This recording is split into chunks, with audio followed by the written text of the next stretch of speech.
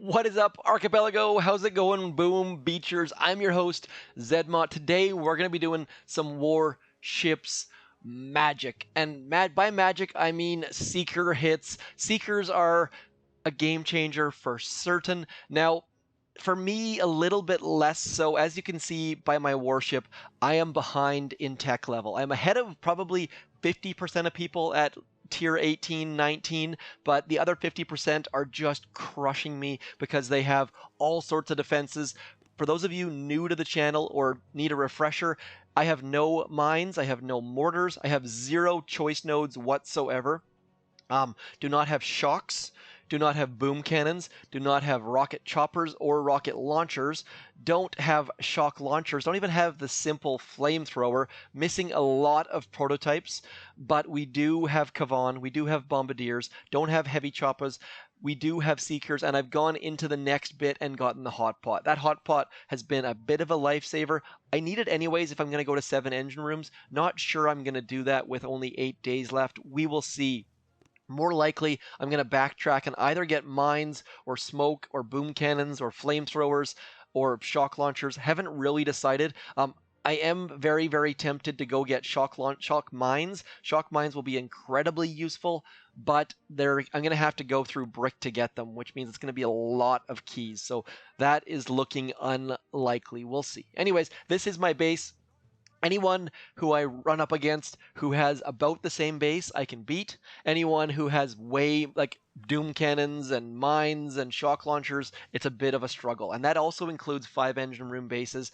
A lot of people have chosen to bunker down at 5 engine rooms and get all sorts of defenses, or they bunker down beforehand, and now they're just trying to get to 6 engine rooms. Anyways, finding an opponent takes a bit of time for certain. Simply just sitting here waiting and waiting. I think I'm probably going to get a 5 engine room base. We'll find out. No, we did manage to get a 6. So this person has a fairly similar layout to me. So what we're going to do here is I am going to go like this. We are going to try to get our, what are those things called? We're going to try to get our Seekers to go exactly where we want them to do. And we're going to want them to go here to back there in the corner. And how we do that is by getting rid of these engine rooms. Just a note that your Seekers aren't always going to go where you want them to go. The paths of least resistance aren't super duper obvious sometimes. We're going to drop that in there. We're going to drop that in there. And we're going to try to get our warriors clearing all sorts of stuff. Sometimes this works, other times not as much. So need our warriors to get rid of that so that all of this stuff, all of our gunboat energy can go towards the back, getting rid of that microwaver and the mines. Need it to happen fairly quickly before some of them turn back. Warriors making a difference here for sure. And now all of our Seekers can head exactly where we want them to go, into that back corner, trying to beat this person using our brains as opposed to our actual brawn and troops and all of that sort of stuff. And hopefully we're going to start out with a bit of a bang. So 317 is definitely not the fastest time. My hope is this person hasn't made it to Seekers yet. So we're going up against Bomb. And sure enough, Bomb does have Seekers. They started after us, but they do have shocks, which means that hopefully we can pull out the victory here. They're doing a mixture of Bombardiers and Seekers, and we are going to lose by about 2 seconds. So I had a decent attack, but their base, I was a little bit slow in dropping my troops, and as a result, not awesomeness. So starting out with a loss, but at least my attack was, I would say I'd give that like a B at best. So we're not going to look at results in this video. My results are so up and down. What we're going to do instead is look at attack strategies and tech tree choices, and hopefully this can help you guys who are slightly behind me or on par get some different ideas. I realize there are all sorts of other people posting Seeker content, Seeker ideas. I have not had the time or the inclination to watch any of them, which is sort of my downfall at times. Hopefully this video gives you some ideas that maybe they're not doing, or if you only watch me, then thank you, and I love the support. We are going to send some warrior dudes back. There's a spot there. We're going to try and find that spot, try and get our Seekers running around the outside. And this person doesn't have flamethrowers, so that should be a nice boost for us. Just a matter of getting our warriors into that back corner in time. Not sure if it's going to work or not, but now we're going to get all of this stuff. With Seekers, I find that there's just so much going on that you need to be ready to get things rocking and rolling. Now, this is a problem. I don't have shocks. I can't do anything about these darn microwavers without using my GBE. It's incredibly frustrating. But the fact is, we've got all of our troops working their way towards the same goal. Those right-hand side warriors should get that right-hand side engine room down, and now it's just a matter of getting enough troops towards that last goal and hoping that we can get this down.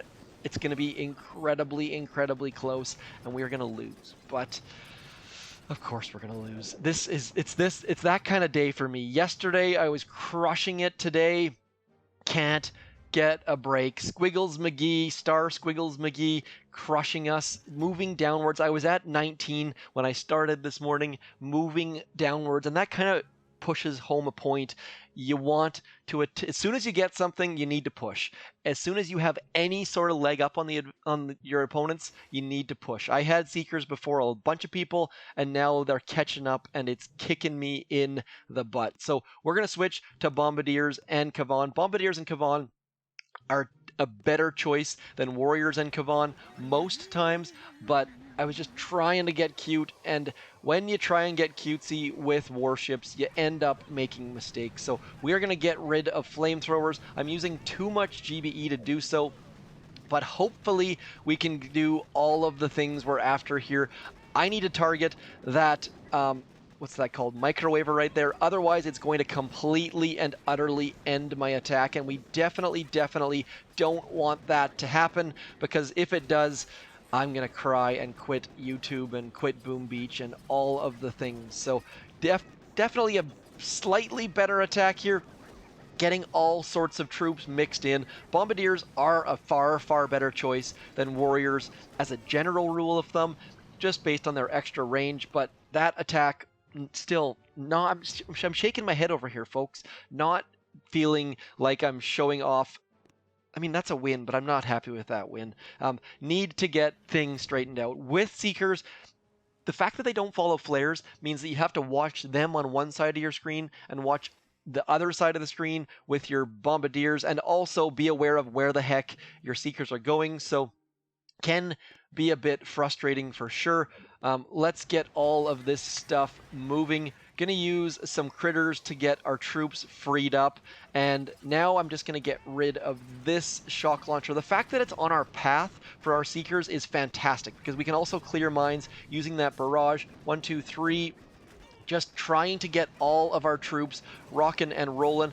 I definitely did not plan to drop Kavan on that left-hand side. I find that when I drop Kavan late, it causes nothing but problems. So do make sure you drop Kavan at the right time with your troops, or you're going to have a bad time. Need to get our Bombardiers going on that right-hand side engine room, because we know our Seekers are going to get this one down in time. Just trying to get the order of operations down. And we've either won, or that person is far more methodical and planny than we are. And is that a Squiggles account? I'm not entirely certain, but I'm finding that with Seekers, you need to take a breath, stop, and not rush. Making a plan, being methodical, makes all the difference in the world, and with this season of Warships, that's definitely a change of pace for me. This season of Warships, I don't have the tech level to back my troops up, so I really need to worry. I need, like, it's been all rush all season long. So it's definitely a change of pace, and I've definitely struggled with it a little bit. So we're pulling out a couple victories here, but they have not been super pretty victories. And for me, it's all about doing things well. And this season, right now, I'm feeling like I'm not doing things well. So hopefully this video helps you, gives you some suggestions, some ideas of different troops, different strategies, using flares to get your troops where you want them to be. I wanted to show one thing. I'm getting a lot of 5 engine room bases. Obviously in this video I had planned to show you. That P2 is where you drop your Seekers and troops, because that deck on the right hand side doesn't exist. When you drop your Seekers there, you think they're going to go for this engine room, they always go for this engine room. If you measure the distance with your fingers or your mind, it's actually closer to go here. So that is that is probably the biggest mistake that I made to start this warship season.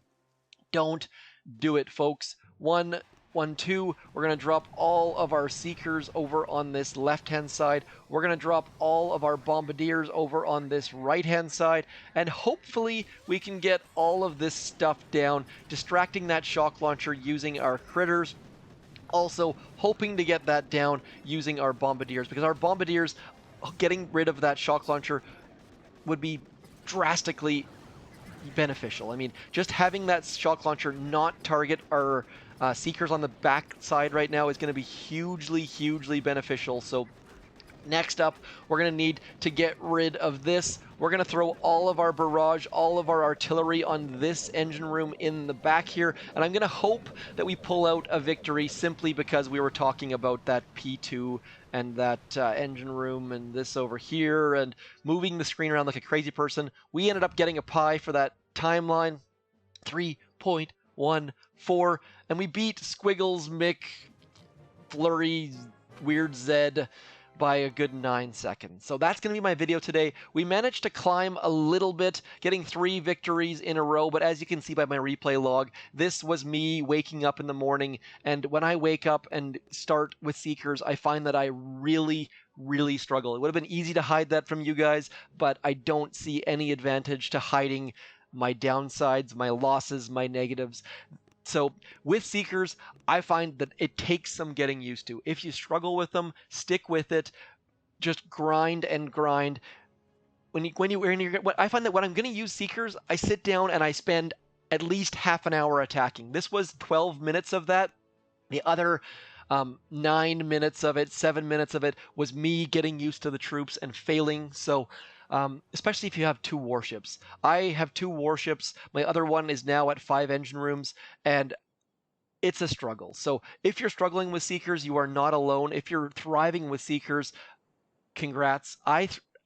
Once I get into my win streak, I just crush people. I think yesterday I went like 14-4 with Seekers, and then I come in and lose. So just one last reminder for those of you who are renewing your instant training, who are buying some diamonds to get that much needed upgrade, getting that extra builder, or even buying these bundles. Now, these bundles are getting close to something like that. Attack bundle is very close to something I would consider buying. The previous bundles I would not have ever have thought of. So those classified items definitely making an impact on the shop, but I'm not sure if they're there yet. If you've been buying any of those new bundles thanks to the classified items, do let me know in the comments. Otherwise, hopefully this entertained you, taught you something, showed you a different attack strategy, or even just confirmed what you already knew. Anyways, one last thing, wanted to throw a big shout out to B34 Lewis down here, throwing me all sorts of defends.